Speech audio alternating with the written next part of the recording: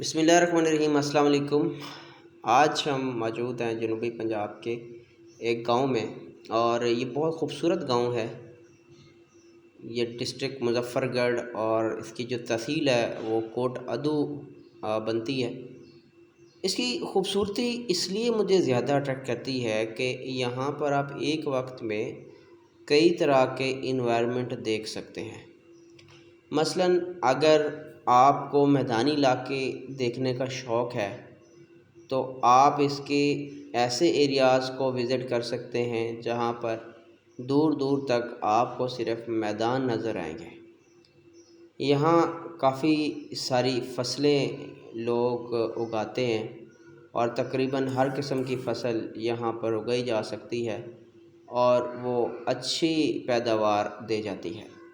اگر ہم دوسری طرف آئیں، اگر آپ چاہتے ہیں جی ہم نے صحرا دیکھنے ہیں، تو اس کے کچھ ایریاز ایسے ہیں جہاں پر بڑے اونچے اونچے ٹیلے موجود ہیں، اور وہ اس وقت کے موجود ہیں جب یہاں پر برٹش کی حکومت ہوا کرتی تھی۔ اس کے بعد اس سے پہلے اگر جائیں تو یو نو بیٹر کہ مغلیہ خاندان کی یہاں پر حکومت رہی، پورے برصغیر میں ہی رہی۔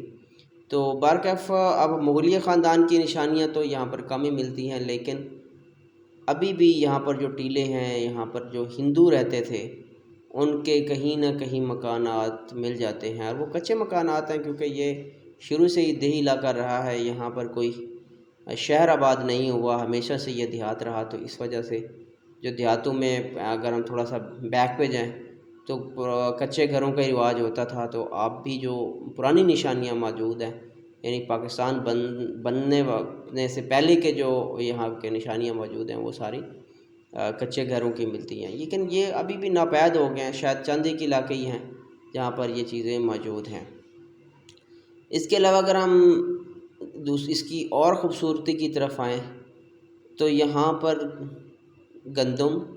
کپاس اور گنا، یہ ساری فصلیں ہوتی ہیں اور لوگ اس کو اگاتے بھی ہیں۔ اس کے ساتھ ساتھ مکئی کی فصل بھی یہاں پر لگائی جاتی ہے، لیکن اس کا رجحان کچھ علاقوں میں زیادہ ہے، اور کچھ جگہوں پہ اس کو جو ہے وہ زیادہ نہیں اگایا جاتا، بلکہ اس کی نسبت کماد اور چاول وغیرہ کی فصل کو ترجیح دی جاتی ہے۔ اس کی ہسٹری بہت پرانی ہے۔ اگر ہم اس کی ہسٹری پر جائیں، اور جہاں تک میرا واسطہ پڑا بزرگوں سے، کچھ ایسے بزرگوں سے بھی میری ملاقات ہوئی جو کہ پاکستان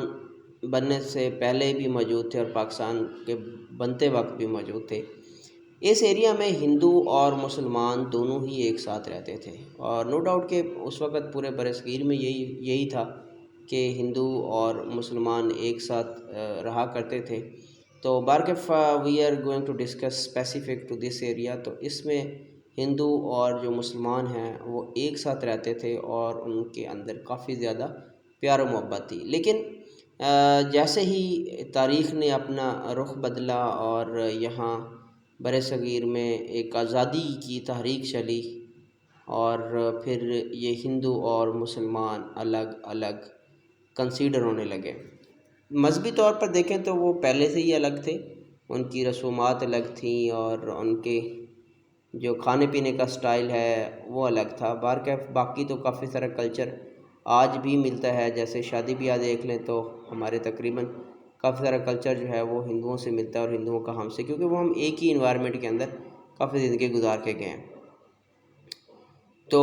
جب پاکستان آزاد ہونے لگا تو پھر کیونکہ یہ جو مذہب کی جنگ ہوتی ہے، یہ بڑی آپ کہہ لیں کہ اس طرح کی ہوتی ہے کہ یہاں پر سارے رشتے ناطے ہم بھول جاتے ہیں، اور ہمیں بھلانے بھی پڑتے ہیں اور بھولنے بھی چاہیے، کیونکہ مذہب سے بڑھ کر ہمارے لیے اور کچھ نہیں ہوتا۔ تو پھر جن بزرگوں سے میں ملا اور جن سے میری بات ہوئی کہ اس ایریا میں جب پاکستان آزاد ہوا اور پارٹیشن سٹارٹ ہوئی، تو اس وقت ہندوؤں کو چن چن کے مارا گیا، جیسے مسلمانوں کو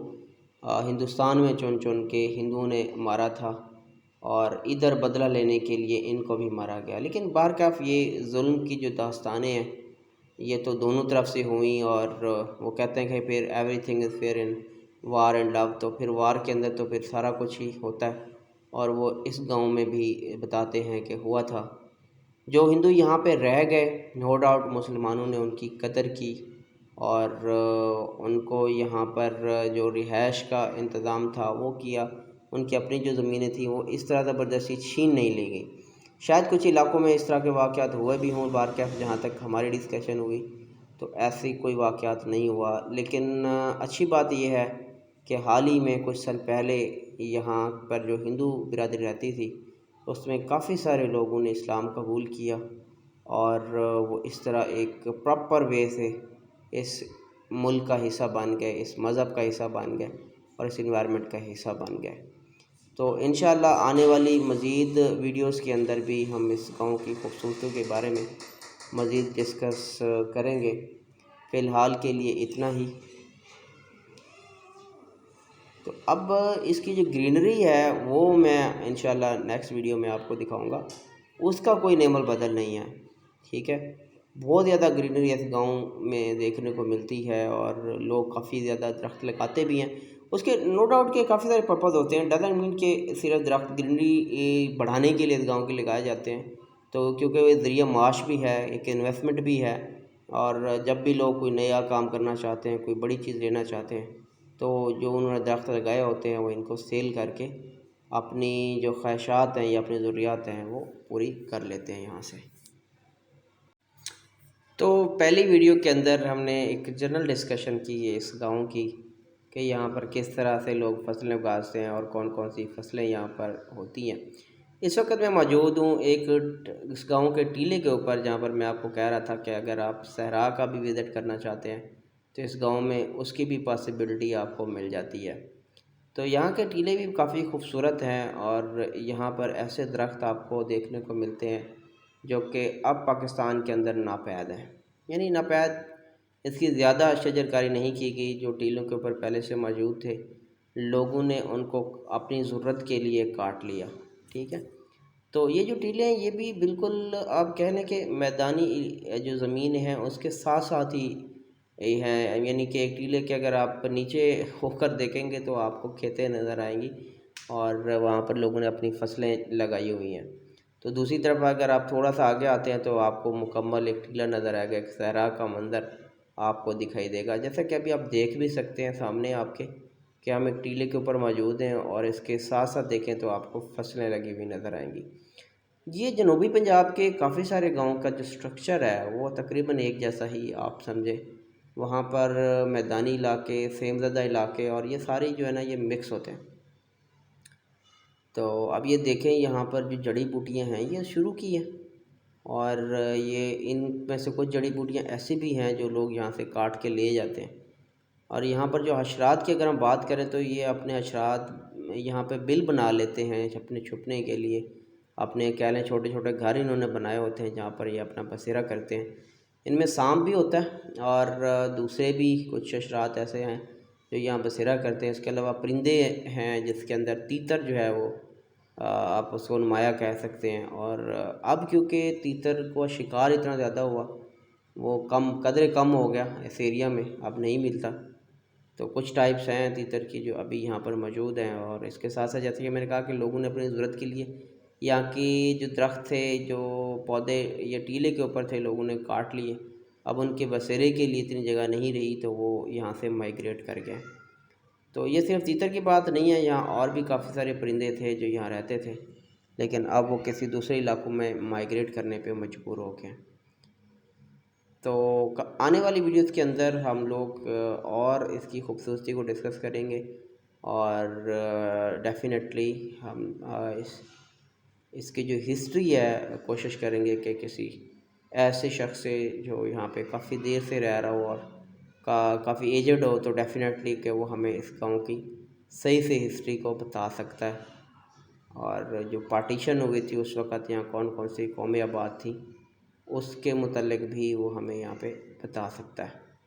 تو بارکب یہ تو ہم نے ایک جنرل ویڈیو میں ڈسکشن کی اس گاؤں کے متعلق اور اس گاؤں کی خوبصورتی کے متعلق۔ آنے والی ویڈیوز کے اندر ہم لوگ ڈیٹیل سے اس گاؤں کے بارے میں بات کریں گے، اور آپ کو کافی ساری جو خوبصورت جگہیں ہیں، اس کی جو خوبصورت مناظر ہیں وہ آپ کو انشاءاللہ تعالیٰ دکھائیں گے۔ یہ دیکھ لیں، یہ ایک ایسے درخت ہے جو یہاں پہلے ہوا کرتا تھا، اب بھی ہے، پہلے بلک میں ہوتا تھا، اب بڑا تھوڑا رہ گیا ہے، اتنا زیادہ اس کے آپ کہہ لیں کہ مقدار اب نہیں رہی۔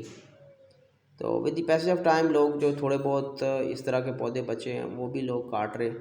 اور میں پاسبل کہ آنے والے چند سالوں میں یہ ناپید ہو جائیں اور ہمیں یہ دیکھنے کو نہ ملے۔ تو انشاءاللہ نیکسٹ ویڈیو کے اندر ہم لوگ ایک اور کوئی جگہ کا انتخاب کریں گے جس کا ہم وزٹ کریں گے اور اس کے متعلق آپ کو انفارمیشن دیں گے۔